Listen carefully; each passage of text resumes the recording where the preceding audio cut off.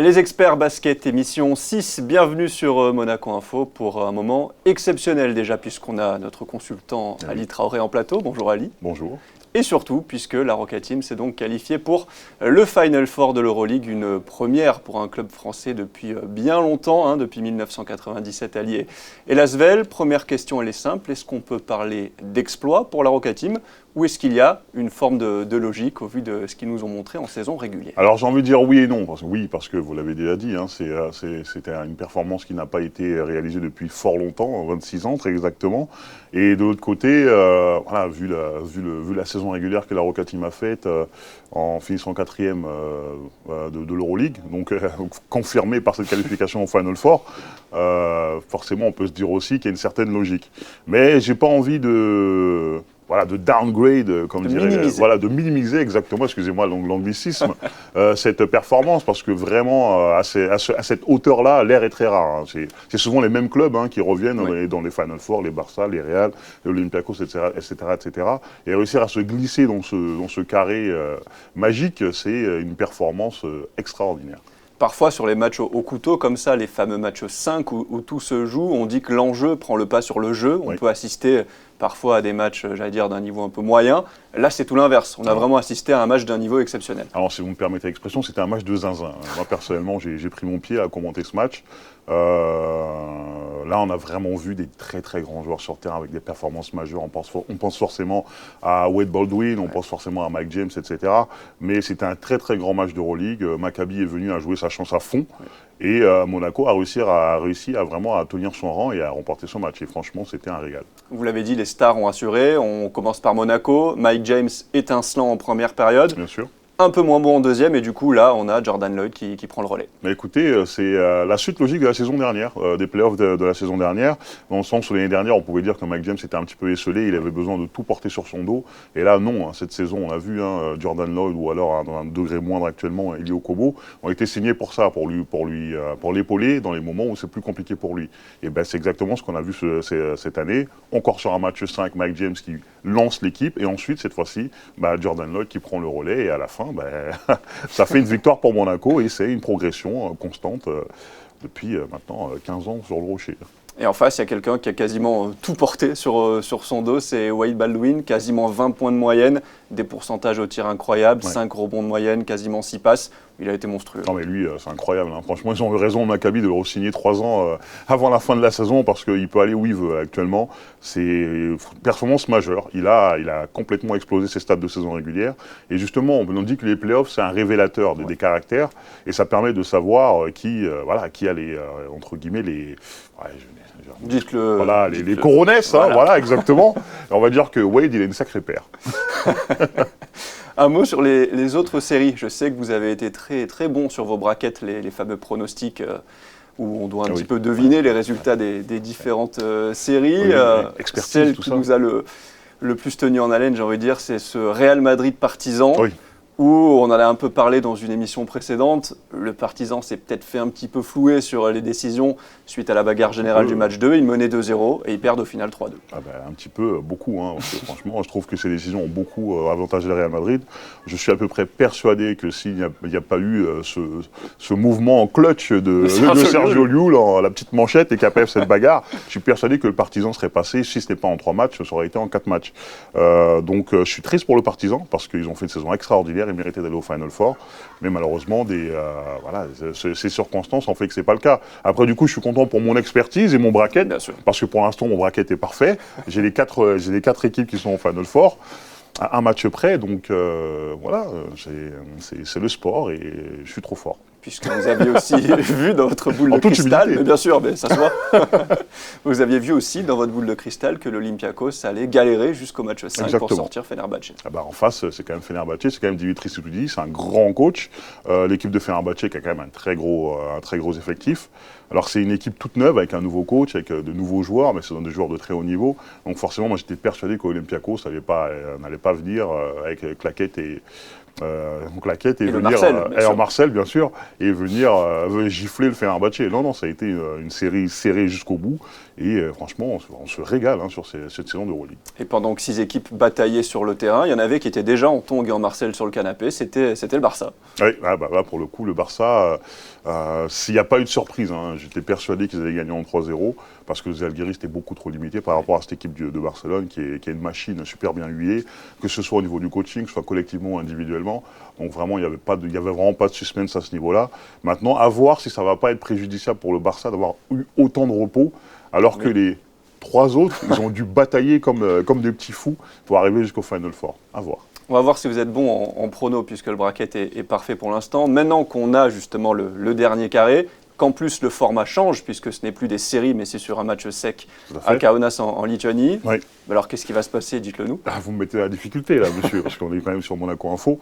Et sur mon bracket, j'avais prévu la victoire d'Olympiakos. D'accord. Bon, après, maintenant, si je veux masques être... tombent, voilà. Si je veux être corporate, je dirais Monaco. Mais honnêtement, non, je vois Olympiakos gagner cette fois-ci, par rapport à la constance, par rapport à la continuité d'une saison à l'autre, par rapport au niveau d'effectif, au niveau du coaching, au niveau de l'expérience. Ils ont des joueurs ultra clutch, des mecs qui vivent pour ce genre d'expérience. Donc voilà, déjà, le fait que Monaco soit au Final Four, c'est extraordinaire. Alors si jamais je me trompe, je serai le plus heureux du monde. Mais honnêtement, je pense quand même qu'Olympiakos va remporter l'Euroleague cette saison. Rattrapez-vous, c'est bien. Voilà pour les pronostics d'Ali Traoré. Ne me virez pas, madame. Le point d'Ali, ou pourquoi presque le point de Geneviève Berti, notre directrice, c'est parce que c'est elle qui nous a inspiré un petit peu, Ali, sur ce point. Et en Betclic Elite, demain, une rencontre entre Blois et Monaco qui n'a aucun intérêt sportif et qui embête, on va dire, un petit peu les deux équipes. Déjà, Monaco et Blois qui s'attendaient à recevoir une grosse équipe et qui pourraient ne pas voir le grand Monaco. La Ligue, dans cette histoire, est-ce qu'on peut leur mettre un petit carton rouge en termes de programmation quand on sait qu'il y a un grand moment qui arrive et un Final Four à partir de vendredi? Oui, alors on va dire que la Ligue, ça fait un petit moment qu'ils sont dans mon collimateur, mais on va rester, parce qu'il y a eu déjà par le passé pas mal de bisbilles, forcément, et actuellement, forcément, le problème il y a un petit problème de calendrier, parce que comment motiver les joueurs de la Roca Team faire un match face à Blois qui n'a de l'enjeu ni pour Blois ni pour la Roca Team à quelques jours du Final Four. Donc forcément, c'est pénalisant pour tout le monde, c'est pénalisant pour Monaco, c'est pénalisant pour Blois, dans le sens où ils s'attendaient forcément à recevoir la grande Roca Team, mais ce ne sera forcément pas le cas, parce qu'il faut préparer une grande échéance. Et voilà, je ne comprends pas. On peut aussi parler du fair play financier, on peut aussi parler des playoffs, dans le sens où s'il y a un match 3 en playoff, ça se jouera le jour du Grand Prix. Non, mais le jour du Grand Prix, c'est impossible de faire un match comme ça. Tout Monaco est fermé. Donc effectivement, les ligues, à mon sens, elles devraient être pas au service, mais au moins écouter les clubs. Et surtout les clubs qui sont les locomotives du championnat. Donc forcément Monaco. Actuellement. Donc vraiment, j'ai un vrai problème par rapport à ça, par rapport au manque d'écoute, par rapport au manque de flexibilité de la Ligue, par rapport à tous les échanges que Monaco a.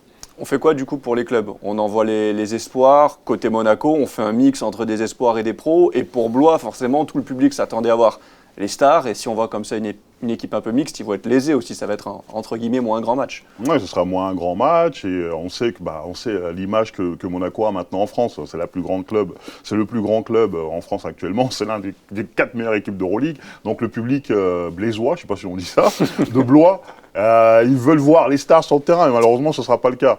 Moi, à mon sens, après, on va dire que je suis un peu un extrémiste par rapport au cas du Maccabi Tel Aviv, j'ai dit que si c'était moi, j'aurais donné 0 place au Maccabi. Donc là, j'ai envie de dire, oui, envoyer les espoirs et envoyer les pros qui ont envie d'y aller, les jeunes, les joueurs qui jouent beaucoup moins, comme Strazel, Makoundou, etc., etc.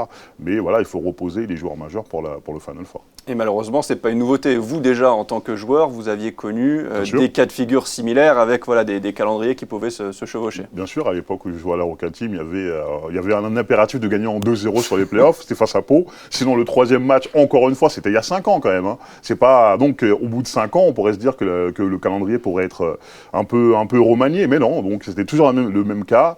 Match 3, jour du Grand Prix, donc impossible. Donc Monaco n'a pas le choix, il est obligé de gagner en 2 matchs son quart de finale des playoffs. Et aussi, il y avait aussi la Coupe de France où on a dû envoyer les espoirs et quelques pros volontaires dont je ne faisais pas partie.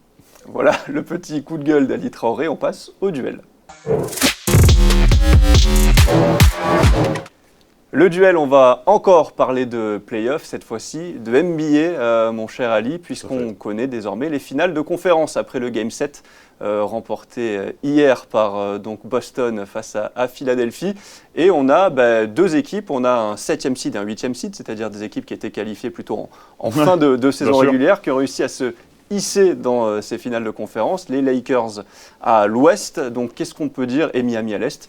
Est-ce que Miami peut aller en finale NBA? Alors Miami peut aller en finale NBA, oui, dans le sens où c'est quand même une équipe qui a ça dans le sang, à l'image de Jimmy Butler, hein, qui est l'ultimate clutch. Mais voilà, moi j'ai envie de parler aussi, alors franchement vous allez me dire que je suis hors sujet, mais j'ai envie de parler aussi de l'utilité de la saison régulière. Oui, vous êtes complètement hors sujet, mais allons-y. Il n'y a pas de souci, mais ça peut arriver d'être hors sujet. Bien sûr. Vous voulez un Tant duel, que c'est intéressant, ça exactement, c'est l'utilité de la saison régulière dans le sens où on l'a vu, hein, c'est des équipes qui sont hyper mal classées, qui arrivent en finale de conférence. Donc on peut se dire que voilà, 82 matchs, est-ce que c'est vraiment utile dans le sens où les équipes ont plus d'expérience, donc Miami avec Jimmy Butler en leader, et les Lakers avec LeBron James en leader, se débrouillent pour être juste en play-off, et ensuite, boum, quand la nouvelle compétition, la vraie compétition commence, c'est eux qui vont plus loin. Donc c'est là que je me dis que peut-être que la saison régulière, elle est un petit peu inutile. Et vous allez me dire qu'elle est très utile. Moi, je pense qu'elle est très utile, au contraire, puisqu'on voit que les 2 équipes qui ont terminé en tête de chaque conférence, c'est-à-dire et Denver et Boston, se retrouvent dans les finales de conférence. Donc il y a quand même une certaine forme de logique, et si on se retrouvait avec une finale Denver-Boston, là, ça irait, on va dire, dans le sens de la saison régulière. Les 2 meilleures équipes seraient présentes en finale. Et c'est pour ça que moi, je vous dis qu'on aura une magnifique finale. Vous voulez du suspense. Miami-Lakers, voilà. pour montrer mon point que 82 matchs de saison régulière, c'est pas très utile. Après, c'est une question de gros sous, hein, forcément. Si les joueurs veulent continuer de payer des dizaines de millions de dollars la saison, il faut jouer beaucoup de matchs. Donc c'est vraiment par rapport à ça, par rapport aux droits télé. Est-ce qu'on peut dire que la NBA aurait aussi bien envie d'avoir un petit Lakers-Celtics en finale, qui sont forcément les 2 équipes les plus titrées de l'histoire? Ça ferait saliver tout le monde et ce serait une belle pub. Ça, forcément, c'est le rêve. Hein. Lakers-Celtics, depuis l'époque de Magic Johnson et Larry Bird, c'est quand même les moments les plus légendaires de la NBA. Donc forcément, je pense qu'il y a ça dans le coin de la tête des dirigeants de la NBA. Regardez ça. Merci infiniment, Ali, d'avoir été avec nous pour cette émission. Profitez bien du côté de la Lituanie à Kaunas pour ce Final Four, et puis ramenez-nous un trophée, parce que voilà, même si les pronos, vous n'avez pas été terribles. C'est prévu. C'est prévu aussi. J'aurai ma veste fétiche et tout, je serai prêt. La dernière fois que Ali Traoré avait dit c'est prévu, ça s'était passé. C'était une victoire du côté de Tel Aviv, donc rendez-vous dans 15 jours pour voir si c'est vrai.